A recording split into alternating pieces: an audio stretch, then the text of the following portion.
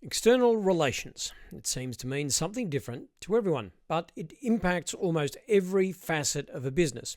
You can have the best capability in the country, the best track record, the best team, and still lose before you ever get a chance to make your case.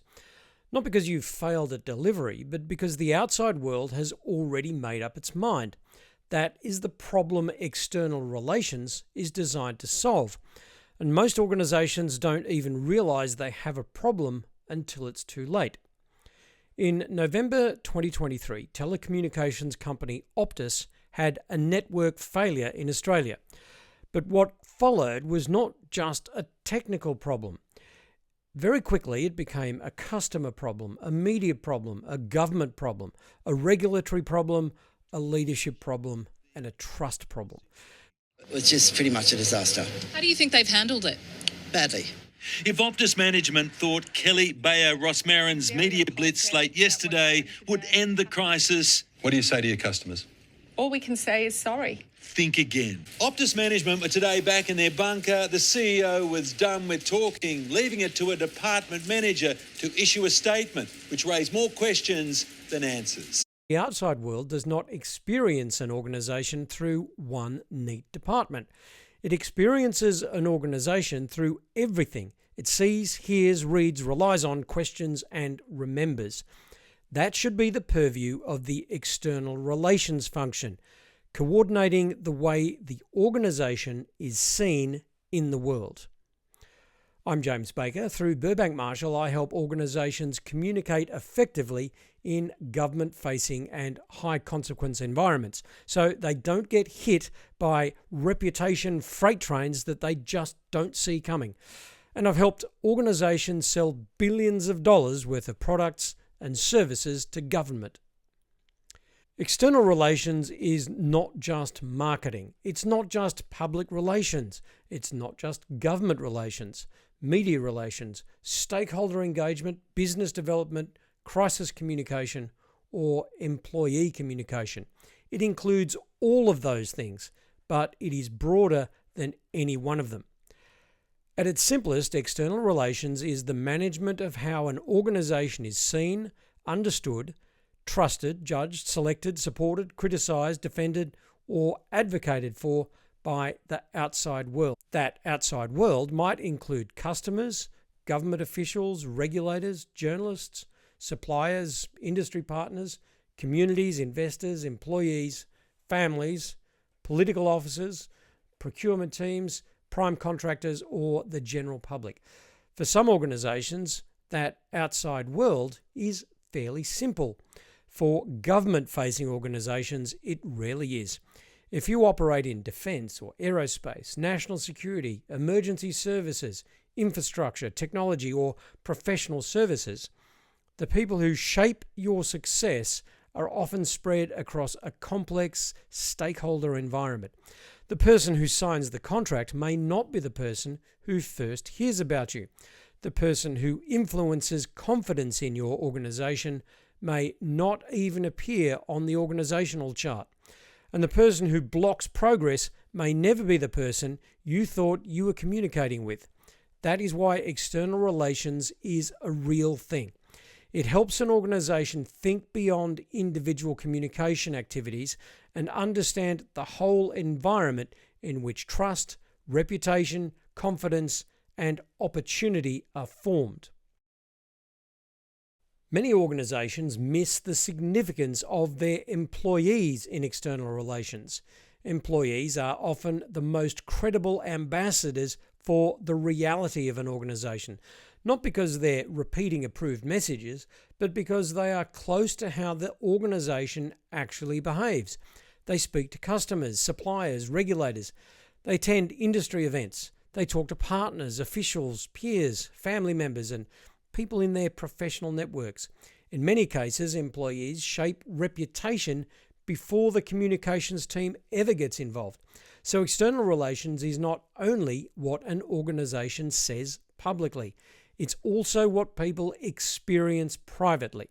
And the employee reality will reflect the way they represent the organisation. There's more to say on that, but that's for another video. A common mistake is to treat external relations as a messaging exercise. The organisation decides what it wants to say about itself. It develops a set of key messages, updates the website, posts on LinkedIn, gives the sales team a new slide deck, and then it assumes the job is done. But reputation is not created by written down messages alone. It's created when messages meet experience. If your organisation says it is reliable, but stakeholders experience delays, confusion, or poor follow-up, they'll believe the experience. If you say you understand government, but your engagement creates more work for government stakeholders, they will believe the experience. If you say you're low risk, but your communication is inconsistent, vague, or difficult to verify, stakeholders will believe the experience. The gap between what an organisation says and what stakeholders experience is where reputation problems begin. This matters in any market, but it matters even more where government is the customer, regulator, funder, policymaker, or ultimate decision maker. Government-facing environments are not normal consumer markets. They're usually process-driven, stakeholder-heavy, risk-managed, and politically sensitive. They are constrained by procurement rules, public accountability, budget cycles, policy priorities, and institutional memory. In these environments, communication is not just about getting attention. Often it's about reducing uncertainty. It's about helping people understand whether your organisation is credible and whether the capability is real, whether delivery risk and reputational risk are manageable, and whether working with you will make their job easier or harder. That is a very different communication challenge. For business to government and business to business then to government organisations, good external relations can help create the conditions in which business development becomes more effective. It does not replace business development, it supports it.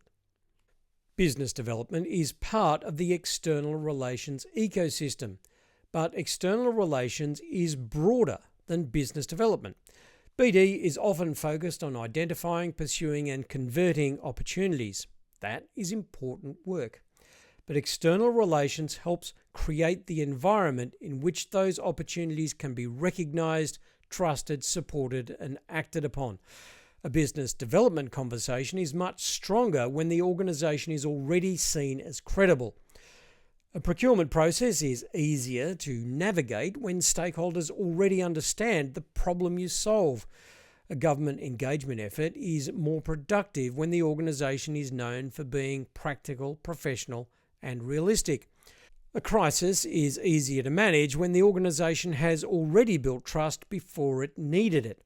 So the issue to resolve here is whether these activities are working together or whether they're pulling in different directions.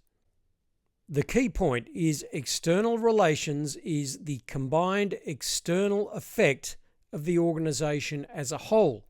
It's shaped by operations, service delivery, customer experience, leadership behaviour, government engagement, employee conduct, media response, public communication, industry participation, crisis handling, and the way the organisation behaves when things are difficult.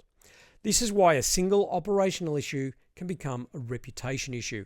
It's why a customer problem can become a government problem, and why a weak explanation can create more risk than the original mistake. It's why organisations that operate in high consequence environments need to think about communication as a strategic business function, not a decorative layer added at the end. For leaders, the practical question is not, do we have someone managing communications? Better questions would be, are we building confidence with the people who matter? Do the right stakeholders understand what we do and how it relates to them? Are our messages aligned with what our organisation actually delivers? Are we making decisions easier for the people we need to influence? Are we reducing uncertainty or creating more of it? Are our marketing, public relations, government engagement, business development, and employee communications reinforcing each other? Or are they operating as disconnected activities? Because disconnected activity is common. One team says one thing in the market, another says something different to government. The website talks about capability, the sales deck talks about features, the CEO talks about vision, the operations team knows the practical constraints, the customer hears a different version again. That is how organizations lose clarity, and in government-facing environments, lack of clarity often becomes lack of confidence. So when I use the term external relations, I'm not talking about a fashionable label for communications. I'm talking about the way an organization is understood by the people and institutions that affect its future. That includes what the organization says, but it also includes what it does, how it behaves, how it responds, how it explains complexity, how it manages risk, how it builds relationships, and how well its external promises match its operational reality. External relations is not just what your organization says about itself. It's what the outside world comes to believe about your organization based on everything it sees, hears, and experiences. I'll be breaking down the practical disciplines that sit underneath it, including strategic communication, government relations, stakeholder ecosystems, crisis and reputation management, and how organizations can communicate more effectively in government-facing environments. If your organization depends on trust, credibility, government decisions, stakeholder confidence, or complex business relationships, this is not a side issue. It is part of how opportunity is created, protected, and sustained. Subscribe for more on how your organization can get seen in the marketplace, or feel free to get in touch for a consultation. Thanks for watching.